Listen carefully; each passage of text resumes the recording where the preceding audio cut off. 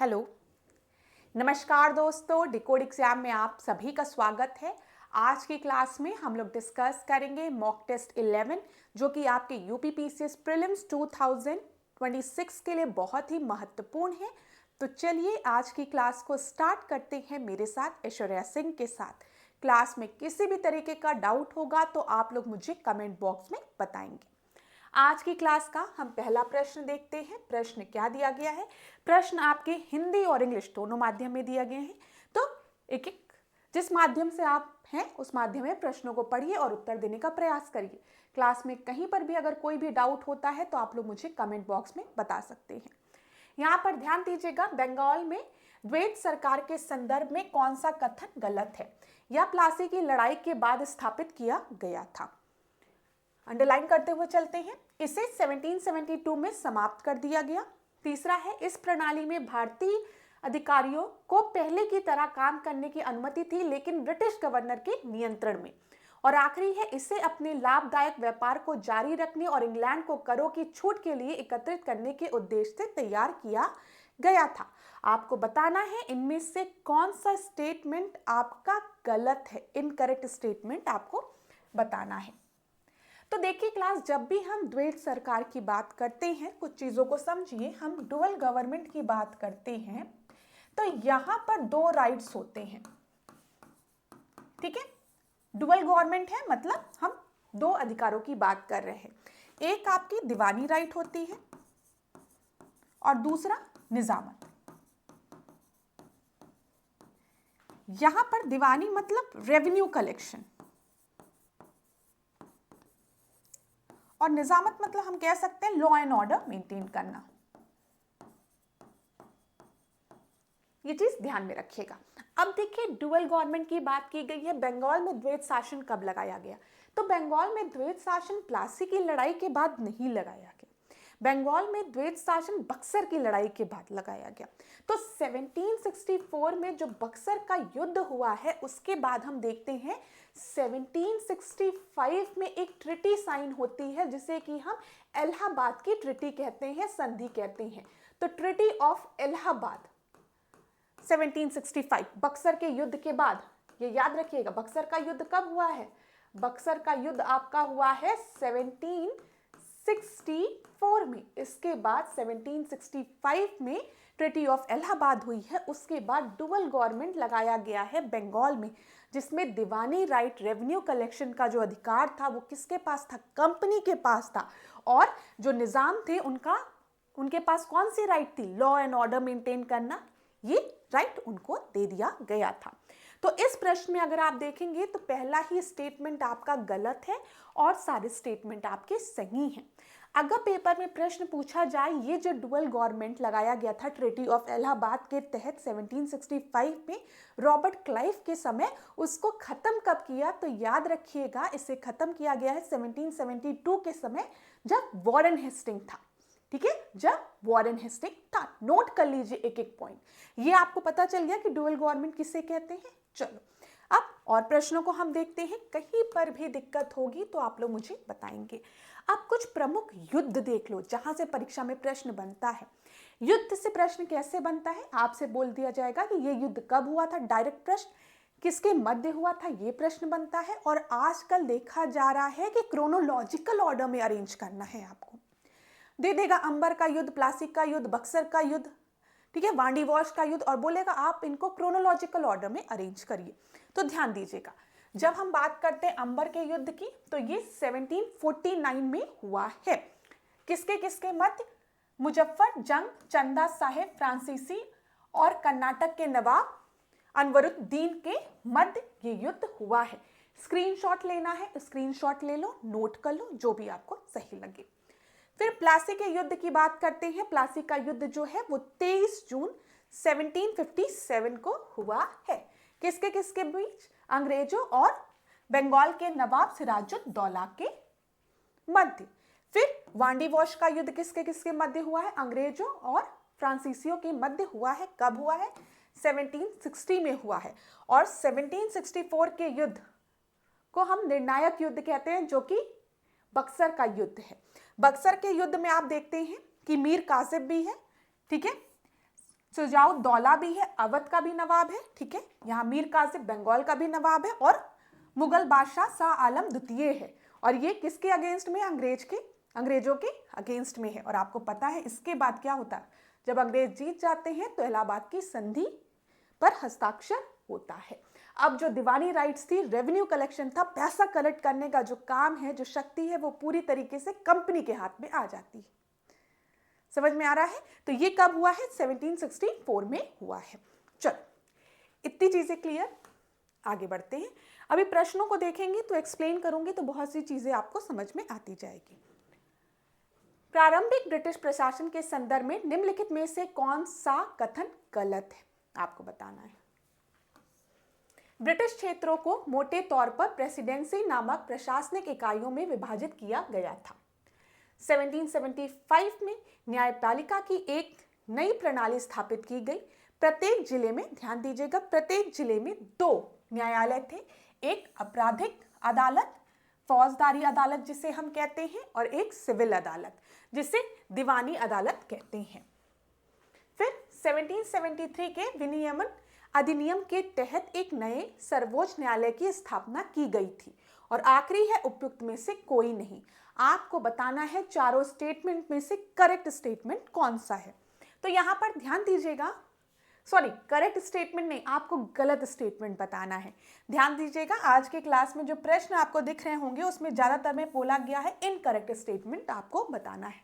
तो यहां पर अगर आप देखेंगे, ब्रिटिश क्षेत्रों को मोटे तौर पर प्रेसिडेंसी नामक प्रशासनिक इकाइयों में विभाजित किया गया था, ये बिल्कुल सही है। जो ब्रिटिश टेरिटरीज थी वो प्रेसिडेंसीज में डिवाइडेड थी, एकदम सही है। 1775 में न्यायपालिका की एक नई प्रणाली स्थापित की गई थी। प्रत्येक जिले में 2 न्यायालय होने चाहिए, इसकी बात कही गई थी।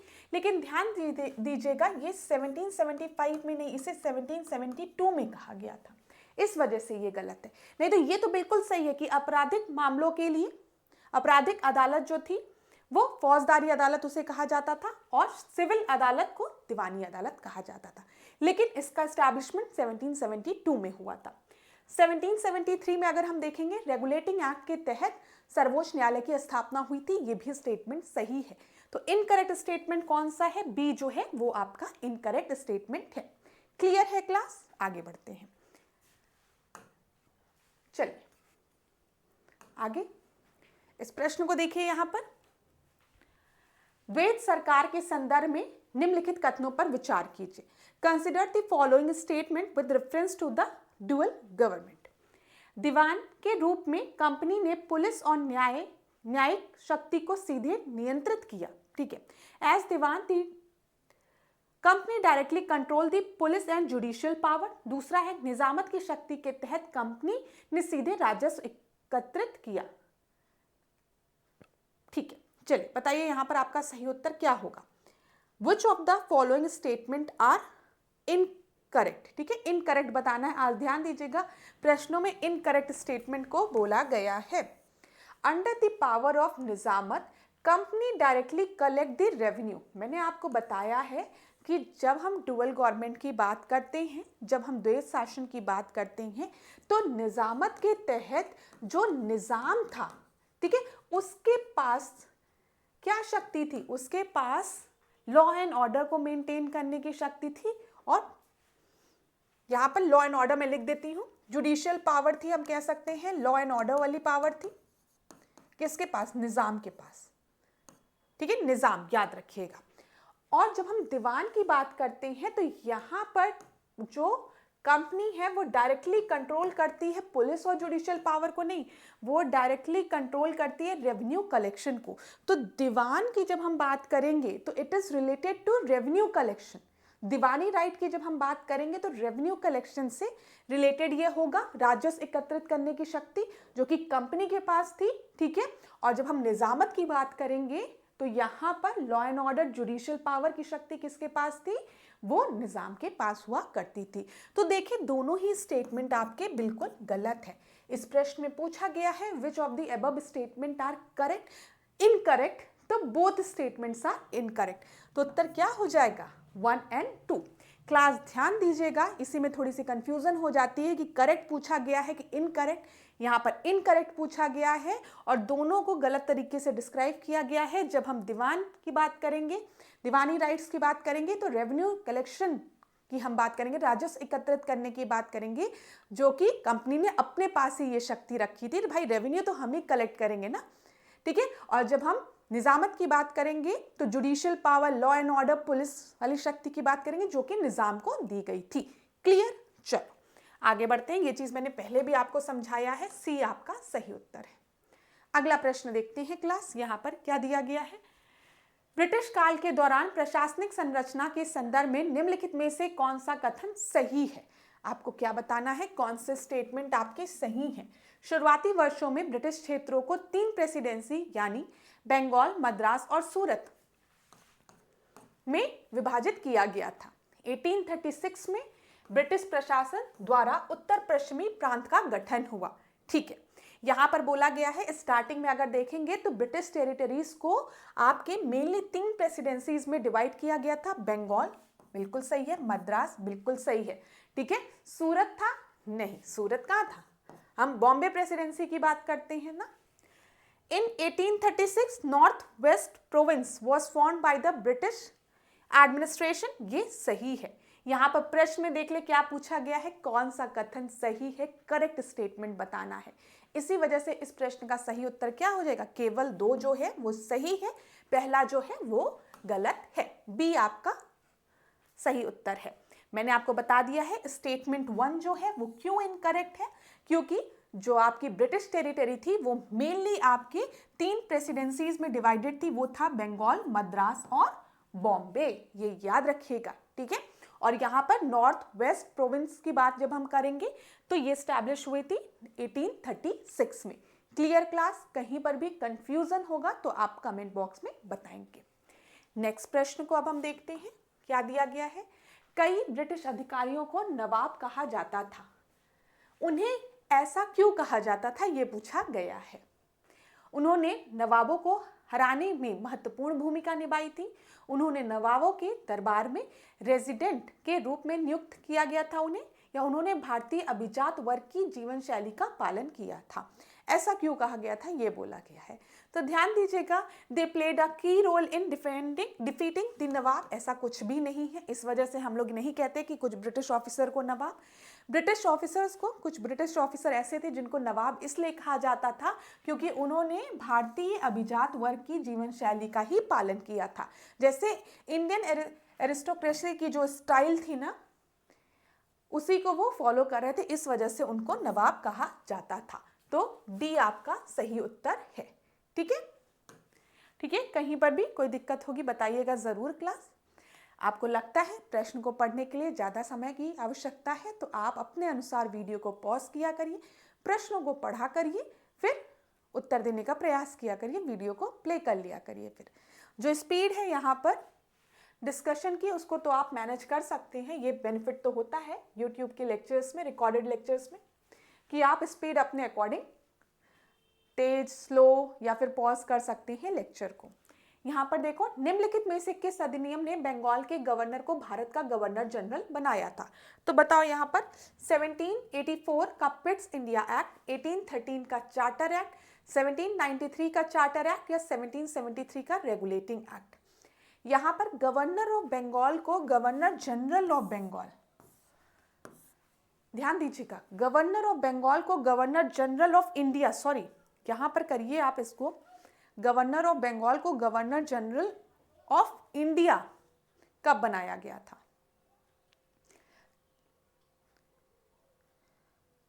एक चीज करिए क्लास, इसको गवर्नर जनरल ऑफ बंगाल कब बनाया गया था, ठीक है। अभी मैं आपको बताती हूं क्यों मैंने इसमें करेक्शन किया है।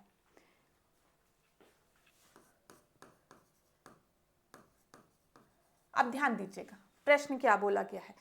गवर्नर ऑफ बंगाल को गवर्नर जनरल ऑफ बंगाल कब बनाया गया था? तब इसका उत्तर आपका हो जाएगा रेगुलेटिंग एक्ट 1773 के तहत, ठीक है। गवर्नर जनरल ऑफ बंगाल लिखा है यहाँ पर, इसको ध्यान दीजिएगा। यहाँ पर हम देख लेते हैं इस प्रश्न का उत्तर क्या दिया गया है, डी दिया गया है, ठीक है। अब ध्यान से सुनिएगा, थोड़ा सा प्रश्न में गलती थी, इसी वजह से मैंने उसको करेक्ट किया है।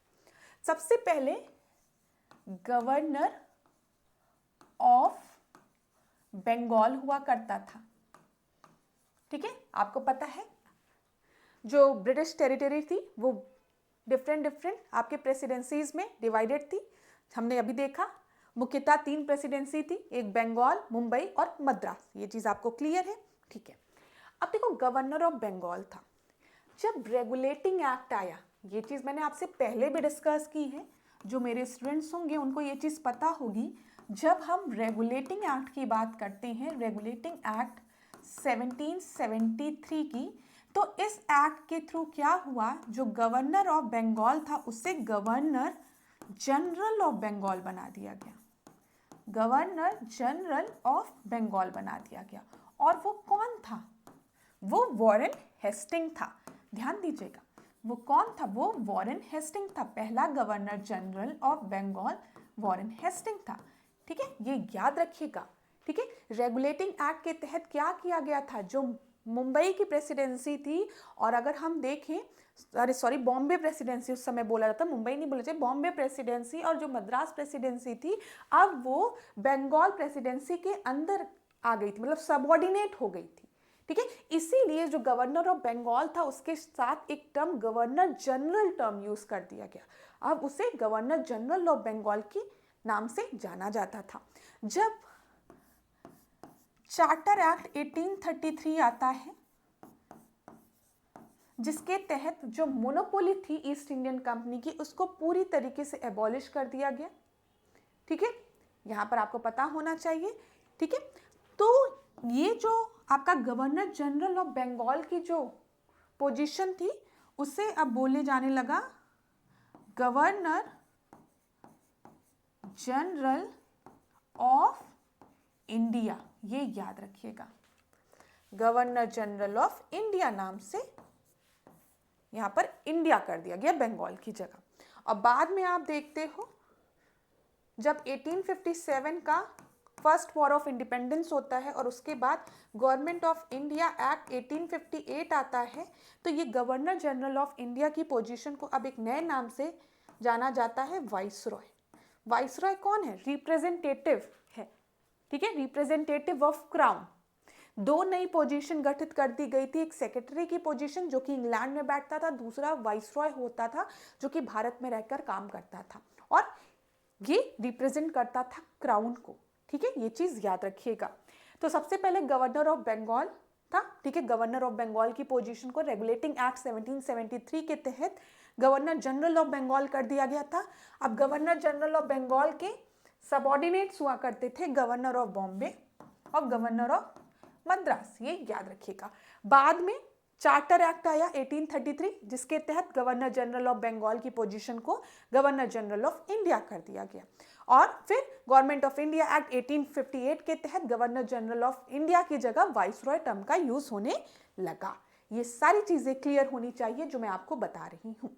चलो, अब आपको समझ में आ गया होगा कि मैंने यहाँ पर गवर्नर ऑफ बंगाल को गवर्नर जनरल ऑफ बंगाल क्यों किया, क्योंकि अगर हम रेगुलेटिंग एक्ट की बात करेंगे तो यहाँ पर गवर्नर जनरल ऑफ बंगाल हुआ था, ठीक है। गवर्नर जनरल ऑफ इंडिया जो है वो चार्टर एक्ट 1833 के तहत हुआ था। चलो आगे बढ़े। अब यहाँ पर कुछ चीजें देख लेते हैं, जल्दी से रिवाइज कर लेते हैं। जब हम चार्टर एक्ट 1813 की बात करते हैं तो किस चार्टर द्वारा सभी अंग्रेज व्यापारियों को भारत से व्यापार की छूट प्रदान करने का उपबंध किया गया था? तो ये 1813 के तहत। भारत में ईसाई धर्म के प्रचार की अनुमति किस एक्ट के तहत दी गई थी? कि जो क्रिश्चियन मिशनरीज हैं उनको प्रमोट करने की बात किसमें कही गई थी? तो 1813 एक्ट में कही गई थी। बस रिवाइज कर लीजिए इन सारी चीजों को। किस चार्टर के द्वारा भारत में शिक्षा पर ईस्ट इंडियन कंपनी को 1 लाख रुपए वार्षिक खर्च की बात कही गई थी? तो 1 लाख रुपए देने की बात जो है वो किस एक्ट के तहत कही गई थी? वो चार्टर एक्ट 1830 के तहत कही गई थी, याद रखिएगा। किस अधिनियम के द्वारा ब्रिटिश संसद ने चाय और चीन के साथ व्यापार को छोड़कर, ध्यान दीजिएगा, जो मोनोपोली थी उसको एबॉलिश किया, एक्सेप्ट ट्रेडिंग विद चाइना और टी ट्रेडिंग? अभी ईस्ट इंडियन कंपनी की मोनोपोली चाय की और व्यापार में और चाइना के साथ व्यापार में बनी हुई थी और सब में एबॉलिश हो गई थी। ईस्ट इंडियन कंपनी किस अधिनियम के द्वारा ब्रिटिश संसद ने चाय और चीन के साथ व्यापार को छोड़कर ईस्ट इंडियन कंपनी के भारत के साथ व्यापारिक एकाधिकार को समाप्त कर दिया था। तो ये 1813 के तहत हुआ था। ठीक है क्लास, आगे बढ़ते हैं। ये सारी चीजें याद रखिएगा, परीक्षा में रिपीट हो जाती है। अब चार्टर एक्ट 1833 की बात करते हैं हम लोग। यहाँ पर ईस्ट इंडियन कंपनी के सभी वाणिज्य एकाधिकार कब समाप्त कर दिए गए थे? जो मोनोपोली थी ईस्ट इंडियन कंपनी की, वो एंटायरली पूरी तरीके से किस एक्ट के तहत एबॉलिश कर दी गई थी? तो वो चार्टर एक्ट 1833 के तहत। फिर किस अधिनियम द्वारा बंगाल के गवर्नर जनरल को संपूर्ण भारत का गवर्नर जनरल बना दिया गया था? मैंने अभी आपको बताया कि गवर्नर जनरल ऑफ बंगाल था, उसे गवर्नर जनरल ऑफ इंडिया बना दिया गया था। किस एक्ट के तहत? तो चार्टर एक्ट 1833 के तहत। फिर देखो, भारत का प्रथम गवर्नर जनरल कौन था? तो विलियम बेंटिक था, याद रखिएगा। ठीक है, इसको वह चार्टर जिसने मुंबई और मद्रास की परिषदों की विधि निमात्री शक्ति समाप्त कर दी थी, वो भी आपका चार्टर एक्ट 1833 था। चार्टर एक्ट 1833 के किस धारा में यह उपबंध किया गया था कि किसी भी भारतीय को मात्र धर्म, जन्म स्थान, वंश तथा वर्ण के आधार पर सरकारी सेवा के लिए अयोग्य नहीं माना जाएगा? तो ये धारा 87 थी। याद रखिएगा क्लास, ये एक नए तरीके का प्रश्न है। किस चार्टर एक्ट के द्वारा यह सुनिश्चित किया गया था कि भारतीय क्षेत्रों का प्रशासन अब ब्रिटिश सम्राट के नाम से किया जाएगा? तो किससे बोला गया था? ये चार्टर एक्ट 1833 के तहत कहा गया था कि भारतीय क्षेत्रों का प्रशासन अब ब्रिटिश सम्राट के नाम से किया जाएगा। क्लियर? चलिए आगे बढ़ते हैं अगले प्रश्न पे। इस प्रश्न को आप लोग देख लीजिए, क्या दिया गया है। इंग्लिश और हिंदी दोनों में प्रश्न दिया गया है। निम्नलिखित कथनों पर विचार कीजिए। शहरों को कोतवाल के प्रभार में रखा गया था, जिलों को थाने में विभाजित किया गया था, जिनमें से प्रत्येक को दरोगा के प्रभार में रखा गया था, और वंशानुगत गांव के पुलिसकर्मी चौकीदार बन गए थे। तो यहाँ पर आपका कौन सा क्या बताना क्लास, ये जरूर देख लीजिएगा कौन सा आपका करेक्ट है, पूछा गया है यहाँ पर। तो यहाँ पर अगर आप ध्यान से देखेंगे तो सारे ही स्टेटमेंट जो दिए गए हैं वो बिल्कुल सही है।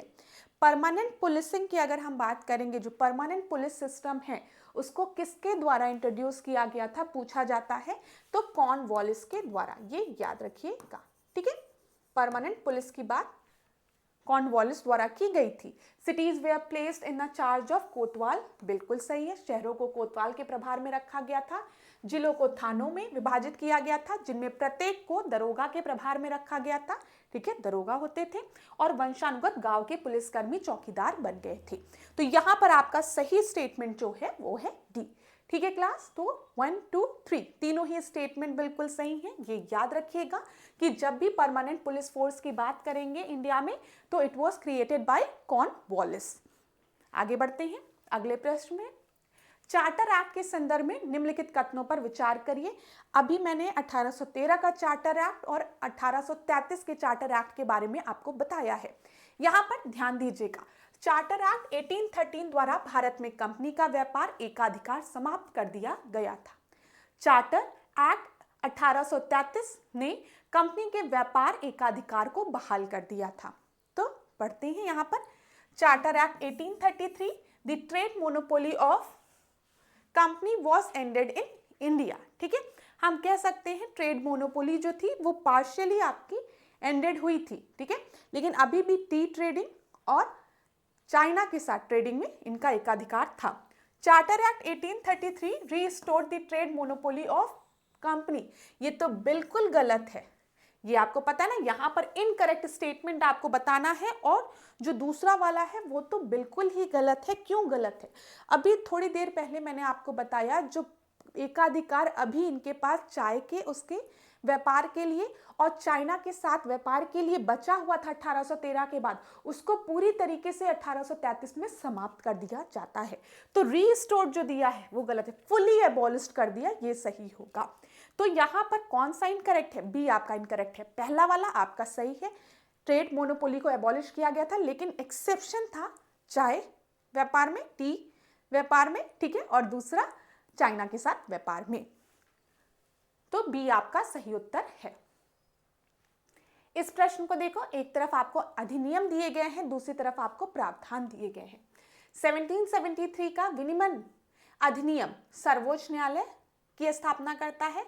चार्टर एक्ट 1813 कंपनी का व्यापार एकाधिकार समाप्त हो गया।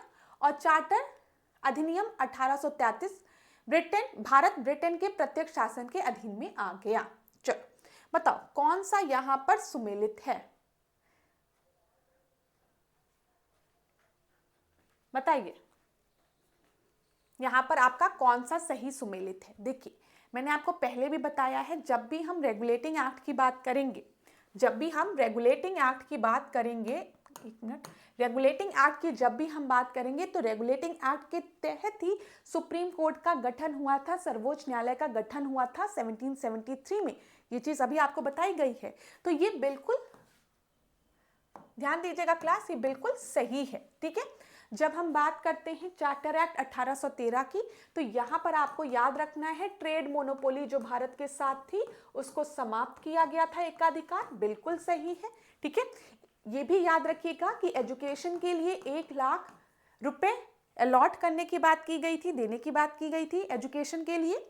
और तीसरी चीज आपको याद रखना है, क्रिश्चियन मिशनरीज को प्रमोट करने की बात कही गई थी। ठीक है, ये भी उनको भी बात की गई थी, क्रिश्चियन मिशनरीज का भी याद रखिएगा 1813 में, जब भी याद रखिएगा तो ये भी बिल्कुल सही है। चार्टर अधिनियम 1833 के तहत भारत ब्रिटेन के प्रत्यक्ष शासन के अधीन हो गया, नहीं, ये मैंने आपको बताया है ना। जब 1857 का रिवॉल्ट होता है जिसे कि हम फर्स्ट वॉर ऑफ इंडिपेंडेंस कहते हैं, उसके बाद 1858 में क्वींस डिक्लेरेशन होता है, जिसमें कि क्वीन क्या कहती हैं कि अभी तक आप पर जितना भी अत्याचार किया था ये इन कंपनी ने किया था, ईस्ट इंडियन कंपनी ने। आज से हम पूरी शक्ति खुद ले रहे हैं और आप सब क्राउन के मेंबर हैं। ठीक है, क्राउन सॉवरेन है, सुप्रीम है और आप सब क्राउन के अंतर्गत आएंगे, तो अब आपको डरने की कोई ज़रूरत नहीं है। और कहीं ना कहीं इसका प्रभाव आप देखते हैं, जो हमारे नरम दल के नेता थे उनको ये बात लगती थी कि अगर हमारी जो मांगे हैं या फिर जो हमारे हम पे अत्याचार हो रहे हैं, इसको हम जाकर ब्रिटिश पार्लियामेंट में बैठ के बता दें तो हो सकता है जो भी डिसीजन हो वो हमारे हित में हो। ठीक है, लेकिन बाद में आप देखते हैं ऐसा कुछ नहीं होता है। ईस्ट इंडियन कंपनी पहले एक्सप्लॉइट कर रही रहती है, शोषण कर रही रहती है, फिर ब्रिटिश राज शोषण कर रहा रहता है भारतीयों पर। यह चीज समझ में धीमे धीमे आती है, तो आप देखते हैं एक्सट्रीमिस्ट गरम दल के नेता को लोग उनका साथ देने लगते हैं और फिर रिवॉल्यूशनरी एक्टिविटीज ने भी बहुत बड़ा योगदान दिया था, सबका अपना अपना योगदान था। तो यहां पर आपका सही उत्तर क्या होगा, कौन सा सही सुमेलित है, केवल 1 और 2। ठीक है, ये चीज क्लियर है क्लास। ठीक है, यहां पर देखो, The rule of British East Indian Company was abolished and the government of India was directly taken over by the crown with Queen Victoria as the supreme monarch। यहाँ पर ध्यान रखिएगा, ठीक है, ये चीज याद रखिएगा। तो यहाँ पर अगर आप देखेंगे तो भारत के ब्रिटेन के प्रत्यक्ष शासन के अधीन आ गया, ये आपका गलत था, जो कि मैंने आपको बता दिया। 1858 के एक्ट को आपको याद रखना है। उसके पीछे का कारण क्या था वो भी मैंने आपको बता दिया। एक क्रांति थी 1957 की, जिसकी वजह से तो कहा गया फर्स्ट वॉर ऑफ इंडिपेंडेंस। ठीक है, अब स्थायी बंदोबस्त किसके द्वारा शुरू किया गया था, परमानेंट सेटलमेंट की बात की गई है, Lord Hasting, Cornwallis, Lord Curzon, William Bentinck.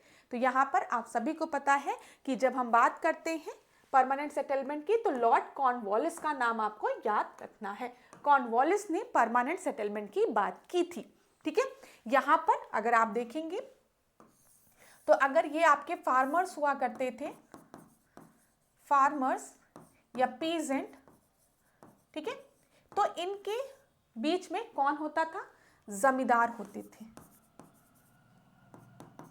और सबसे ऊपर ब्रिटिश राज। तो यहां पर रेवेन्यू कलेक्शन, टैक्स का कलेक्शन का काम कौन करता था, जमींदार करते थे। और जमींदार टैक्स को कलेक्ट करने के बाद जो ब्रिटिश ऑफिसर्स होते थे उनको देते थे। जमींदार जो थे उनको माना जाता था कि जो जमीन के असली ओनर यही हैं, ठीक है, जमींदार। ठीक है, और वो टैक्स आप देखते रहे होंगे, लगान मूवी में देखिए जमींदार बैठे हुए हैं मुंह चूच ऐसे तान के, कई मूवीज में दिखाया जाता है, जो जो बेचारे गरीब फार्मर्स हैं उनसे टैक्स कलेक्ट कर रहे हैं और फिर उसे ले जाकर जो ब्रिटिश ऑफिसर वहां पर है उनको दे रहे हैं। तो हम कह सकते हैं ब्रिटिश ऑफिसर और पीजेंट के बीच में, फार्मर्स के बीच में जमींदार हुआ करते थे, जिनका की पर्पस क्या था कि वो लैंड रेवेन्यू को कलेक्ट करे और उन्हें ही क्या लैंड का ओनर माना जाता था। ठीक है, और ये परमानेंट सेटलमेंट जो था it was introduced by Lord Cornwallis in 1793। अगला प्रश्न देखते हैं, बंगाल में ग्रामीण समाज पर स्थायी बंदोबस्त का क्या कारण हुआ, क्या परिणाम हुआ, सॉरी ध्यान दीजिएगा, क्या परिणाम हुआ स्थायी बंदोबस्त का। जमींदारों ने ब्रिटिश यौमन किसानों की तर्ज पर कृषि में सुधार के लिए पूंजी और उद्यम का निवेश किया। जोतदारों के रूप में जाने जाने वाले धनी किसानों के एक समूह ने गांव में अपनी स्थिति मजबूत करने में सफलता प्राप्त की। फिर उसके बाद दिया है, रैयत उन पर लगाए गए निश्चित राजस्व कर के परिणाम स्वरूप समृद्ध हुआ। और लास्ट में है, जमींदारों पर पर्यवेक्षी नियंत्रण रखने के लिए कंपनी द्वारा शुरू की गई कलेक्ट्रेट की प्रणाली सफल नहीं हो पाई। तो यहाँ पर आपको बताना है कि कौन सा इसका परिणाम था। ठीक है, तो ध्यान दीजिएगा, यहाँ पे परमानेंट सेटलमेंट की बात की गई है। परमानेंट सेटलमेंट का अगर परिणाम हम देखेंगे तो जोतदारों के रूप में जाने वाले धनी किसानों के एक समूह ने गांव में अपनी स्थिति मजबूत करने में सफलता प्राप्त की थी। ठीक है, जो आपके अगर हम देखें जोतदारों के रूप में जो आपके जो पीजेंट हुआ करते थे, ठीक है, उन्होंने परमानेंट सेटलमेंट के तहत जो जमींदार थे वो आपके अमीर हो गए ना, जो अमीर थे वो और अमीर हो गए। तो मेनली पूरे गांव में अगर आप देखेंगे तो इनका वर्चस्व हो गया था। ठीक है, जमींदार साहब हैं। ठीक है, मूवीज में अगर देखना है समझना है तो पुरानी मूवीज को देखो, उसमें बहुत अच्छे से दिखाते हैं। तो यहां पर ध्यान दीजिएगा, इसका सही उत्तर क्या है, बी आपका सही उत्तर है। आगे बढ़ते हैं, 1793 के स्थायी बंदोबस्त की निम्नलिखित विशेषताओं में कौन सी सही है। स्थायी बंदोबस्त ने किसानों को भूमि स्वामित्व अधिकार प्राप्त किया था। ठीक है, permanent settlement vested land ownership in the peasant. अभी मैंने आपको बताया था कि जो लैंड ओनर थे वो जमींदार हुआ करते थे और जमींदारों का ही काम हुआ करता था कि वो रेवेन्यू को कलेक्ट करे, टैक्सेस को कलेक्ट करे किसानों से। तो the permanent settlement vested land ownership right in the peasant नहीं, The permanent settlement vested land ownership right in the जमींदार, ये सही है। जमींदार had to pay a fixed amount of rent by a particular date. The जमींदार benefited hugely from the permanent settlement while the peasants suffer. हाँ, ये कहा जा सकता है। तो यहाँ पर आपका अगर आप देखेंगे प्रश्न में क्या बोला गया है कि कौन से स्टेटमेंट आपके सही हैं। तो पहला तो गलत है, तो इसको तुम हटा दो। ठीक है, यहाँ पर अगर हम देखें, अब हमें 2, 3 और 4 में से चूज करना है। तो ध्यान देना, permanent settlement has vested the land ownership right in the zamindar, बिल्कुल सही है। जो जमींदार हुआ करते थे उनको ही बोला जाता था कि ये जमीन के स्वामी हैं। ठीक है, स्वामित्व उनको दिया गया था, स्वामित्व अधिकार उनको प्रदान किया गया था। जमींदार had to pay a fix amount of rent at a particular date. ठीक है, और आखिरी आपको दिया गया है जमींदार बेनिफिटेड ह्यूजली। हम कह सकते हैं कि जमींदार को बेनिफिट हुआ था, लेकिन ह्यूजली बेनिफिट हुआ था, ये थोड़ा संशय का विषय है। इसी वजह से आपका जो सही उत्तर है वो क्या है, वो आपका बी हो जाएगा। ठीक है, ह्यूजली दिया गया है, देखो यहां पर from the permanent settlement while the peasant suffer. अब कभी ऐसा समझो कि किसी साल सूखा पड़ गया, जैसा कि मूवीज में दिखाते हैं कि सूखा पड़ गया, बेचारे किसानों के पास खुद नहीं है कुछ खाने को, तो वो जमींदार को कहां से टैक्स देंगे। और जमींदार अगर ये टैक्स ब्रिटिश ऑफिसर्स को नहीं देगा तो उन पर प्रेशर पड़ेगा कि अगली बार जमींदारी किसी और को दे दी जाएगी अगर तुमने टैक्स नहीं दिया तो यहाँ पर जो जमींदार था वो, जो ये टर्म लिखा है ह्यूजली बेनिफिटेड, ऐसा जरूरी नहीं कि ह्यूजली बेनिफिटेड। ठीक है, इस वजह से मोस्ट एप्रोप्रिएट आंसर आपका 2 और 3 हो जाएगा। ठीक है, अगर किसी समय ऐसा हो गया कि सही में सूखा पड़ गया 2-3 साल, तो किसान कहां से टैक्स देंगे और जमींदार कहां से टैक्स उनको से लेगा। खुद सोचो, जिसके पास नहीं है तो नहीं, फिर जमींदार अगर टैक्स ब्रिटिश ऑफिसर को नहीं देगा तो उस पर प्रेशर पड़ेगा, और ब्रिटिशर्स को तो कोई लेना देना ही नहीं था। तो 2 और 3 आपका सही उत्तर है। अगला प्रश्न हम देखते हैं क्या दिया गया है यहाँ पर। निम्नलिखित कथन ए और कारण आर पर विचार कीजिए। ब्रिटिश सरकार ने भारत के विभिन्न हिस्सों में अलग अलग भूमि राजस्व प्रणाली शुरू की थी। ठीक है, इससे भारतीय किसानों में विभिन्न वर्गों का निर्माण हुआ। तो आप देखते हैं, अगर आप देखेंगे ब्रिटिश ऑफिसर्स के समय ही रैयतवाड़ी सिस्टम, ठीक है, रैयतवाड़ी सिस्टम की हम बात करते हैं, हम परमानेंट सेटलमेंट की, जिसको कि हम स्थायी बंदोबस्त की बात कर रहे हैं, ये भी सही है। महालवाड़ी सिस्टम की हम बात करते हैं, रैयतवाड़ी, महालवाड़ी और परमानेंट सेटलमेंट की जमींदारी सिस्टम की बात होती है। तो ये बिल्कुल सही है कि भूमि राजस्व प्रणाली शुरू की गई विभिन्न विभिन्न हिस्सों में अलग अलग तरीके की। इससे भारतीय किसानों में विभिन्न वर्गों का निर्माण हुआ। हाँ, ये भी कह सकते हैं थोड़ा बहुत, लेकिन पूरी तरीके से डिफाइन नहीं कर रहा है। दोनों ही स्टेटमेंट आपके बिल्कुल सही हैं, लेकिन एक्सप्लेन नहीं कर रहे हैं। ठीक है, तो बी आपका सही उत्तर होगा यहाँ पर। देखिए, both assertion and reason are true, but reason is not the correct explanation of assertion. British introduced different land revenue system in different part of the country, बिल्कुल सही है। अगर हम देखते हैं तो मैंने आपको बताया ना, परमानेंट सेटलमेंट की बात, जिसको कि हम जमींदारी सिस्टम कह रहे हैं, रैयतवाड़ी सिस्टम की बात करते हैं और महालवाड़ी सिस्टम की बात करते हैं, बिल्कुल सही है ये चीज। चलो, और डिफरेंट क्लासेस भी आपकी बनती है, जैसे जमींदार, जोतदार, टेनेंट, फार्मर, लैंडलेस फार्मर। महलवाड़ी बंदोबस्त किसने तैयार की थी, जो 1822 में लागू हुई थी? कैप्टन रीड, जॉन सोर, सर थॉमस मुनरो या हॉल्ट मैकेंजी? तो यहाँ पे महलवाड़ी सिस्टम के बारे में पूछा गया है, तो आप सभी को पता होगा इसका सही उत्तर जो है वो है हॉल्ट मैकेंजी। डी आपका सही उत्तर है। 1822 याद रखिएगा। महलवाड़ी सिस्टम, हॉल्ट मैकेंजी का नाम याद रखिएगा। ठीक है, and which was reviewed under Lord William Bentinck in 1833।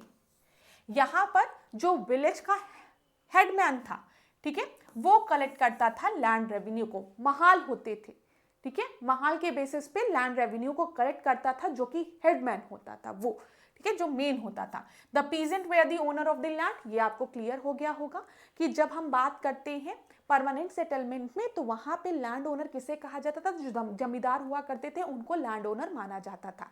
लेकिन जब हम महलवाड़ी सिस्टम की बात करते हैं तो यहाँ पर जो फार्मर्स हुआ करते थे वही लैंड ओनर हुआ करते थे, ठीक है, और गांव के जो ग्रुप हुआ करते थे, जो महाल हुआ करते थे, उसके जो हेडमैन हुआ करते थे, विलेज हेडमैन, वो सबसे टैक्स एक साथ कलेक्ट करके ब्रिटिश ऑफिसर को देते थे। ये चीज क्लियर है? चलो आगे देखते हैं। महलवाड़ी व्यवस्था के बारे में निम्नलिखित में से कौन सा कथन सही नहीं है? आपको इनकरेक्ट स्टेटमेंट बताना है, ध्यान दीजिएगा, ठीक है, इनकरेक्ट बताना है। तो पढ़िए इसको। राजस्व एकत्रित करने और कंपनी को भुगतान करने का प्रभार गांव के मुखिया को दिया गया था। राजस्व की गणना करने के लिए एक गांव के भीतर प्रत्येक भूखंड का अनुमानित राजस्व जोड़ा गया था। फिर राजस्व की मांग स्थायी रूप से तय की गई थी या फिर उपयुक्त सभी। तो यहाँ पर आपको बताना है कि कौन सा स्टेटमेंट आपका सही नहीं है। ध्यान दीजिएगा क्लास, मैंने आपको बता दिया था ये चीज कि the charge of collecting the revenue and paying it to the company was given to the village headman। ठीक है, राजस्व एकत्रित करने और कंपनी को भुगतान करने का जो प्रभार था गांव के मुखिया पर हुआ करता था, जो विलेज हेडमैन हुआ करता था। जो महल हुआ करते थे उसका जो विलेज हेडमैन हुआ करता था वो रेवेन्यू कलेक्ट करता था और कंपनी को देता था। तो ये बिल्कुल सही है। कौन सा सही नहीं है इसे हमें ढूंढना है। राजस्व की गणना करने के लिए एक गांव के भीतर प्रत्येक भूखंड अनुमानित राजस्व जोड़ा गया था। ठीक है, राजस्व की मांग स्थायी रूप से तय की गई थी, यही स्टेटमेंट आपका गलत है। परमानेंट रूप से ना राजस्व की मांग स्थायी रूप से तय की गई थी, ये गलत है। जब आप परमानेंट सेटलमेंट की बात करते हैं, जमींदारी सिस्टम की बात करते हैं, वहां पे स्थायी रूप से राजस्व तय किया गया था। ठीक है, ये याद रखिएगा। इसी वजह से उसे परमानेंट सेटलमेंट कहा जाता है, क्योंकि स्थायी रूप से परमानेंटली एक रेवेन्यू डिसाइड कर लिया गया था। और कौन कलेक्ट करता था? जमींदार करते थे। ठीक है, इसी वजह से उसे जमींदारी सिस्टम कहा जाता था। यहाँ पे महाल की बात करते हैं, गांव की बात करते हैं, ग्रुप ऑफ विलेजेस की, जिसका कि जो हेडमैन है वो क्या कर रहा है? रेवेन्यू को कलेक्ट कर रहा है, जो कि आपका फिक्स नहीं है, और इसे हम महलवाड़ी सिस्टम कह रहे हैं। तो कौन सा गलत है यहाँ पर? सी आपका गलत है। याद रखिएगा क्लास। चलो आगे बढ़े। भारत में रैयतवाड़ी बंदोबस्त की शुरुआत से कौन जुड़ा हुआ है? Alexander Read, Hall Mackenzie, Thomas Munro, Charles Cornwallis. अभी मैंने आपको बताया जब हम चार्ल्स कॉर्नवालिस की बात कर रहे हैं तो वो आपके परमानेंट सेटलमेंट से रिलेटेड है। 1793 परमानेंट सेटलमेंट, जिसको कि जमींदारी सिस्टम कह रहे हैं।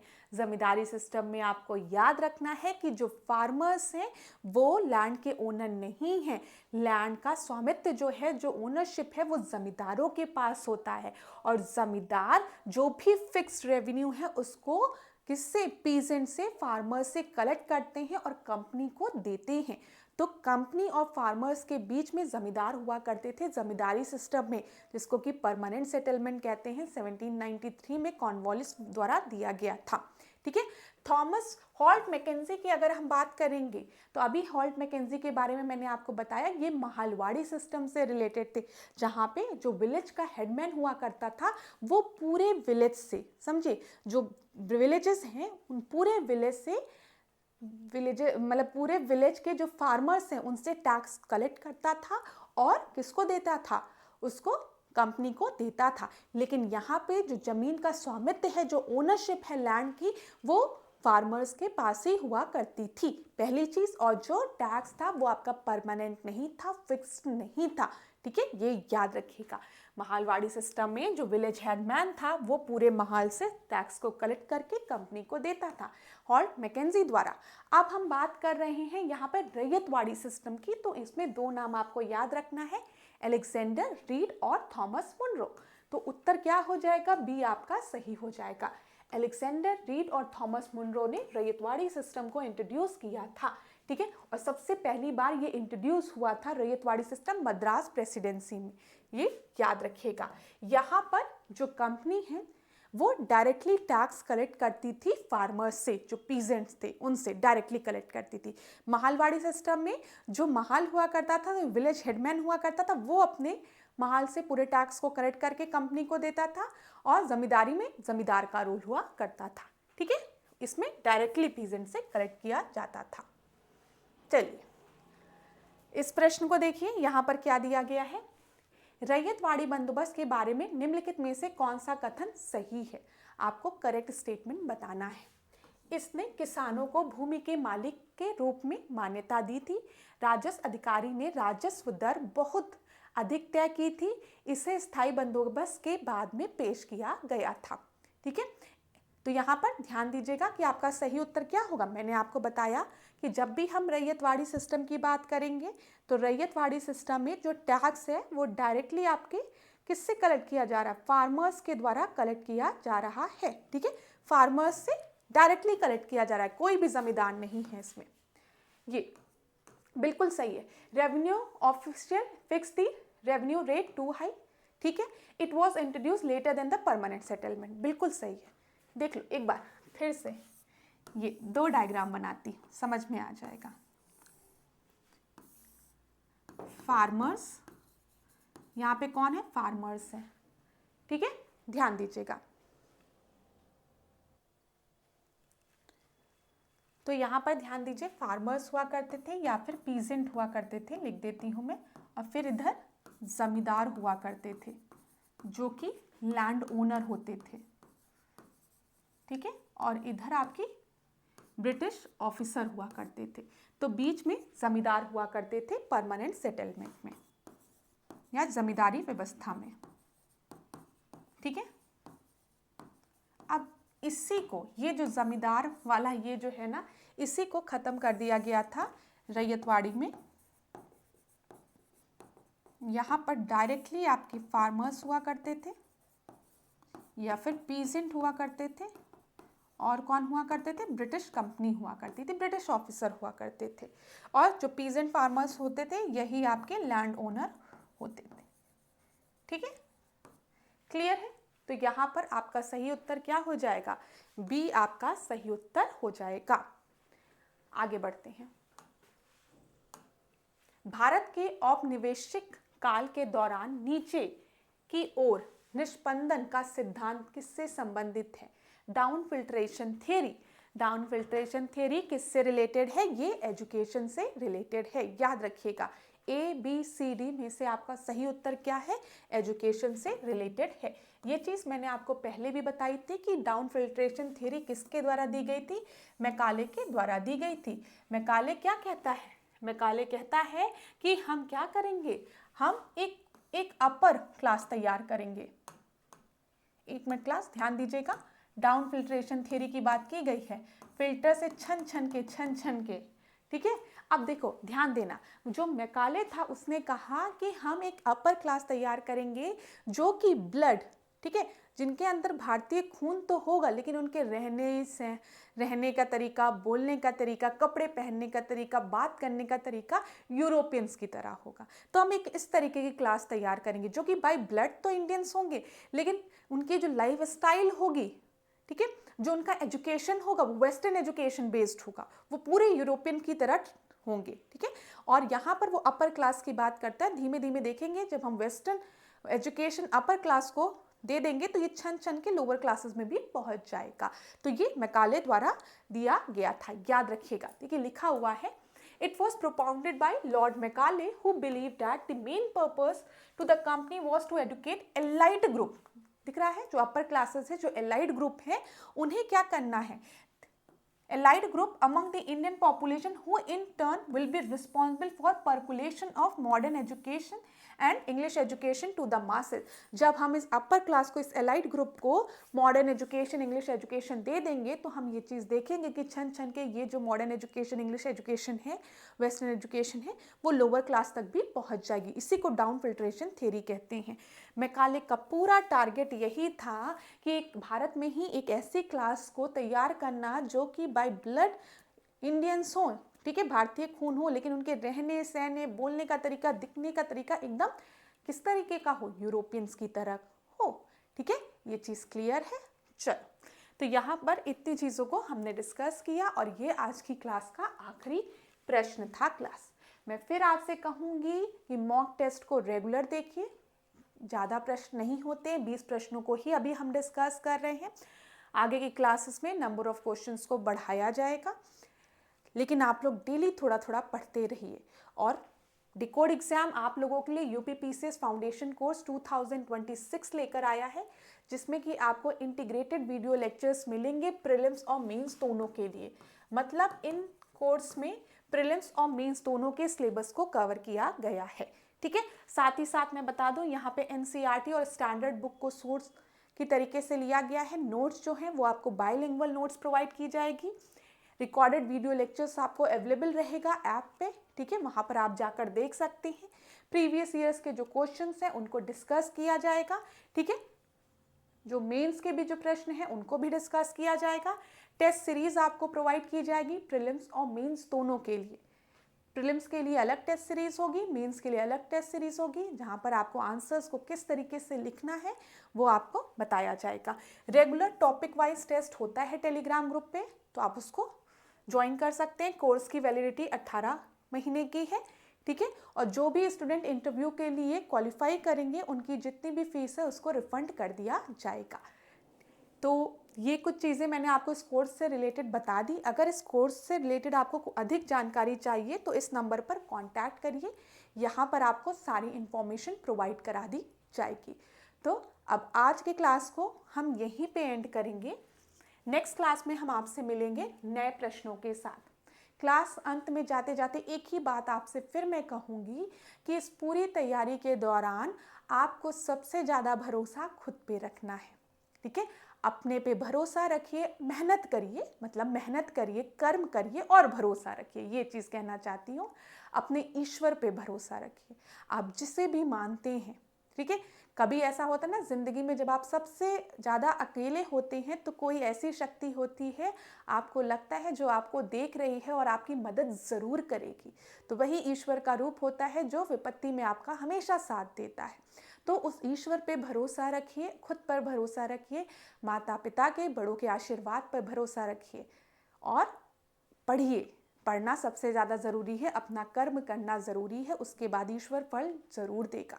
तो अब आज के सेशन को यहीं पे एंड करूँगी। आप लोग से जाते जाते कहूँगी कि अपना ध्यान रखिए, अपने स्वास्थ्य का ध्यान रखिए और पढ़िए, ठीक है।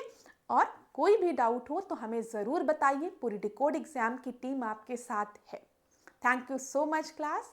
इसी तरीके से मेरे साथ ऐश्वर्या सिंह के साथ बने रहिए। कहीं पे भी प्रॉब्लम होगी तो बताइएगा। Thank you.